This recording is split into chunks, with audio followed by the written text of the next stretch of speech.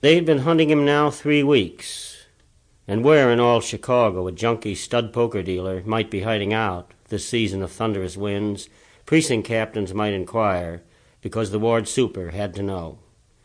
Yet no matter how many finks had come in on her, all Sophie had told him was that she didn't know. Would she have told him had she really known? Why, in a minute, in a moment, in the flash of an eye, for wherever he was, she knew this much: he was with that public-hied Molly Novotny again. But of course she couldn't say that. Now a tangled black aerial wire dangled aslant her window, fly-specks in summer. Sometimes, even when there was no wind, the wire tapped, just to annoy her. For the wind, like the moon, and the air shaft's threats, all had turned secretly against her since Frankie had gone. But one wind or another, one moon or the next, sooner or later he would have to climb the stairs below whether he wanted or no. She looked up, and the luminous Jesus high on the wall was looking down, looking strangely changed. Christ himself was cracking up.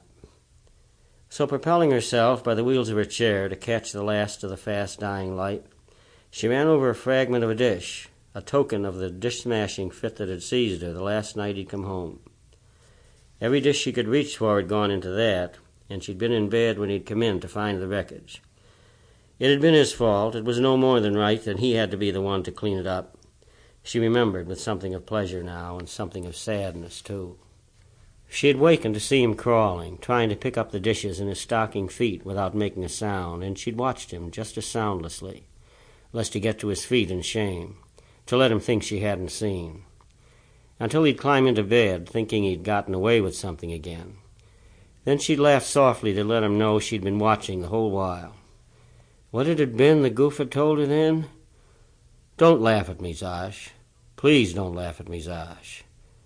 How was that for a husband? Please don't laugh at me, Zosh.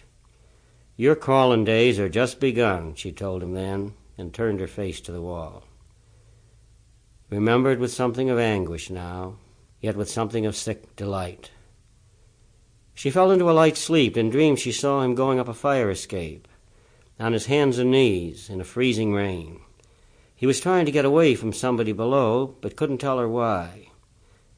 A sharp tap on the pane wakened her. Oh, that damn wire again. Who the hell was that up on the roof, with the wind like a whip and ice on the walks, with nothing better to do than dangle a black end of wire against her pane?